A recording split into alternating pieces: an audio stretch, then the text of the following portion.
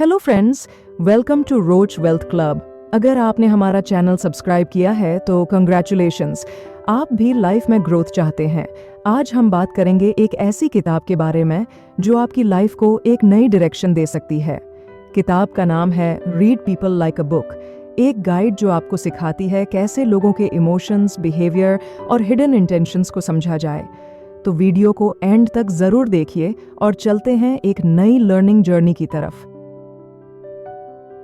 आपने Swiss psychologist Karl Jung का concept सुना होगा, द शैडो। सिंपल शब्दों में, शैडो वो पार्ट है हमारे नेचर का जो हम डिनाई करते हैं, इग्नोर करते हैं या छुपाते हैं। ये वो एस्पेक्ट्स हैं जो हम दूसरों से और खुद से भी छुपाने की कोशिश करते हैं। जुंग कहते हैं कि अगर हम अपनी शैडो को एक्सेप्ट करें तो हम एक ऑथेंटिक और कंप्लीट इंसान बन सकते हैं। साइकोलॉजिकल हेल्थ का मतलब यह नहीं है कि आप हमेशा पॉजिटिव रहें, बल्कि अपने हर एस्पेक्ट को, चाहे वो डार्क हो या लाइट, एक्सेप्ट करना सीखें। अगर हम दूसरों की शैडोज को भी समझना सीखें तो हम उन्हें भी डीपली समझ सकते हैं। सोचकर देखिए, एक इंसान जो एक स्ट्रिक्ट हाउस होल्ड में बड़ा होता है, बस पढ़ाई, नो फ्रेंड्स, नो फन, सिर्फ डिसिप्लिन।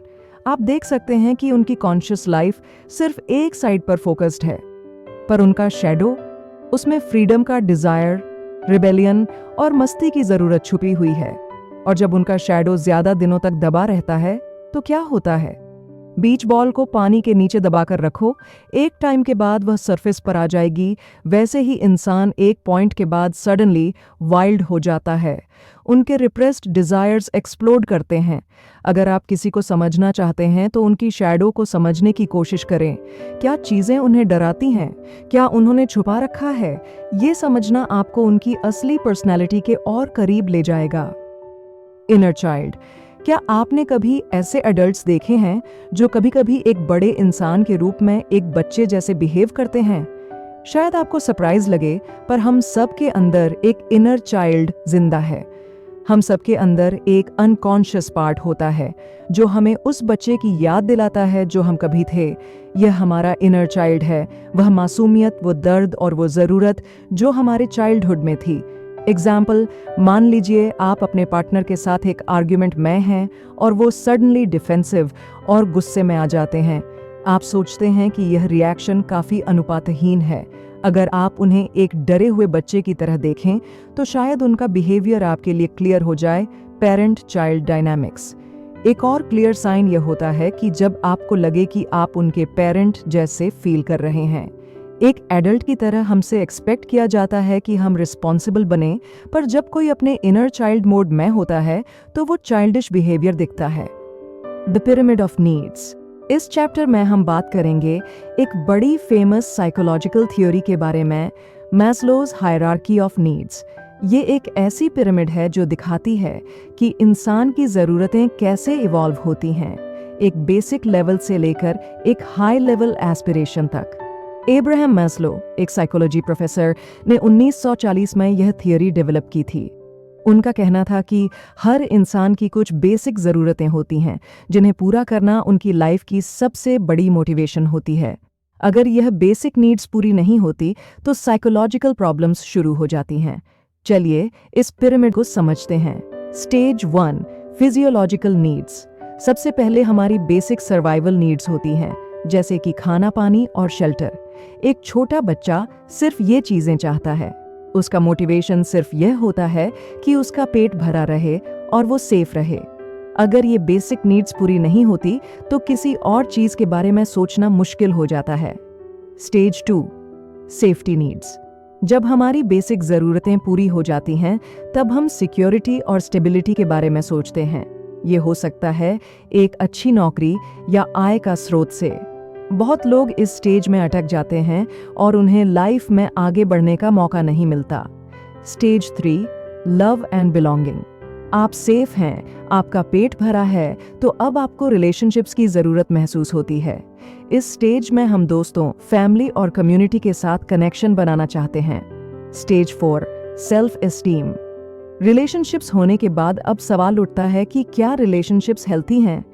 ये स्टेज अपने आप को एक्सेप्ट करने की बात करती है, चाहे दुनिया आपको समझे या नहीं। Stage 5, self actualization. ये वह स्टेज है जब इंसान अपने अंदर के पोटेंशियल को रियलाइज करता है। आप अपने कंफर्ट जोन से बाहर निकलते हैं और लाइफ को एक हायर पर्पस के साथ जीते हैं। The body, the face and clusters. लोग हमेशा मानते हैं कि हम अपने असली जज्बात और सोच को छुपाने की कोशिश करते हैं, लेकिन हमारे एक्शंस और बॉडी लैंग्वेज से ये चीज़ ऑटोमेटिकली बाहर आ जाती है। हम जो भी बोलते हैं वो सिर्फ एक छोटी सी बात होती है। ज़्यादा इम्पॉर्टेंट ये है कि हम अपनी बॉडी के थ्रू अपनी फीलिंग्स और इंटेंशंस को एक्सप्रेस करते हैं, जो कि अक्सर हम खुद भी समझ नहीं पाते। लेकिन यह मेथड हमेशा सही नहीं होता। जब हम दूसरों को समझने की कोशिश करते हैं, हमें केयरफुल रहना पड़ता है। हर इंसान अलग होता है और कॉन्टेक्स्ट भी काफ़ी इम्पॉर्टेंट होता है। इसलिए जब आप किसी को समझने की कोशिश करते हैं तो पूरी सिचुएशन को देखो। Look at my face. 1966 में हगार्ड और आइसैक्स ने थेरेपी सेशंस के दौरान कॉजल्स के चेहरे फिल्म किए थे और उन्होंने कुछ ऐसे छोटे एक्सप्रेशंस देखे जो नॉर्मल स्पीड पर देखने में नहीं आते थे। एकमन का कहना था कि इन एक्सप्रेशंस का हमारे इमोशंस से डायरेक्ट रिलेशन है और ये अक्रॉस कल्चर्स सेम होता है। ये एक्सप्रेशंस हमारे फेस पर स्पॉन्टेनियसली अपीयर होते हैं, चाहे हम खुद भी अपने इमोशंस को छुपाने की कोशिश कर रहे हों। अगर आप एक प्रैक्टिकल एग्जाम्पल देखना चाहते हैं तो देखिए, अगर कोई इंसान आपको कुछ बोल रहा हो और उसके चेहरे पर जल्दी से डर या गुस्से का एक्सप्रेशन आए, तो हो सकता है कि वो सच नहीं बोल रहा। एकमन खुद कहते हैं कि माइक्रो एक्सप्रेशंस को सीखना यह नहीं है कि हम दूसरों को कैच कर सकें या उन्हें एक्सपोज कर सकें। इसका गोल ये है कि हम अपने इमोशनल इंटेलिजेंस को इम्प्रूव करें और दूसरों को अच्छे से समझ सकें। अगर आप माइक्रो एक्सप्रेशंस सीखकर अपने आसपास के लोगों के इमोशंस को समझते हैं, तो आप उन्हें ज़्यादा समझ सकते हैं। अगर आप माइक्रो एक्सप्रेशंस पे ज़्यादा फोकस करना चाहते हैं, तो आपको छोटी बातें देखनी चाहिए, जैसे किसी के लिप्स का टाइट होना, आंखों का नैरो होना या फिर उनकी बॉडी लैंग्वेज का अनकंफर्टेबल होना। ये सब सिग्नल्स आपको बता सकते हैं कि उनके असली जज्बात क्या है।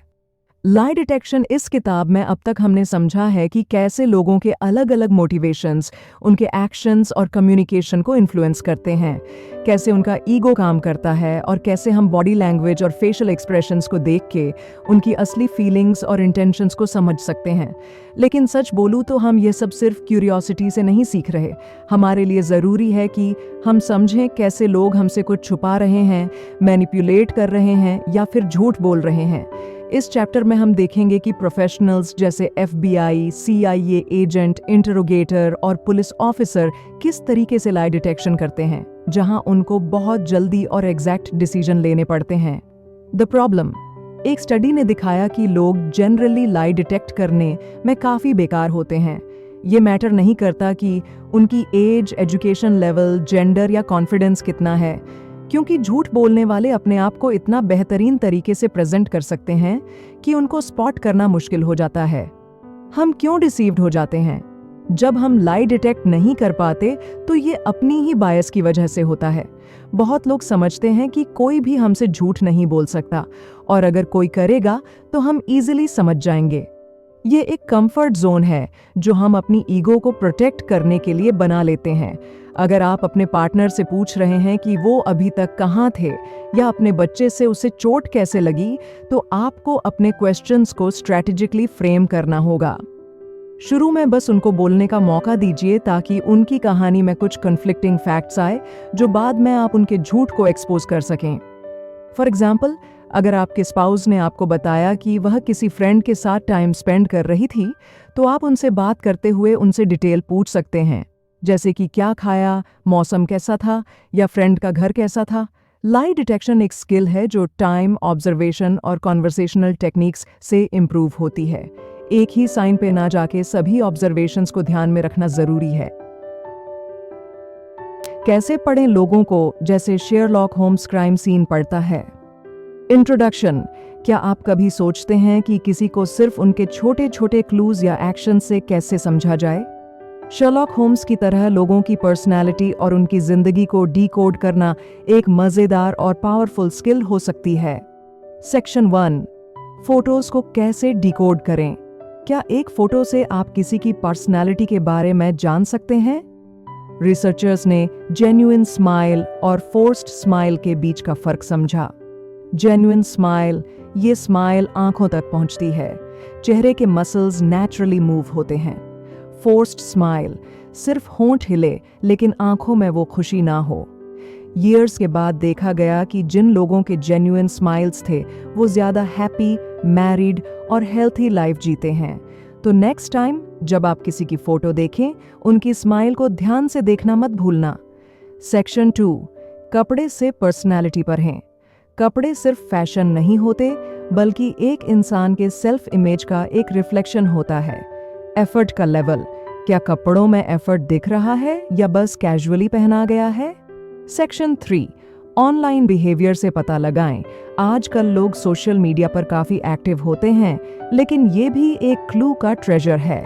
एग्जाम्पल, जिनकी प्रोफाइल ज्यादा कलरफुल और क्रिएटिव हो, उनमें ओपननेस और क्रिएटिविटी होती है।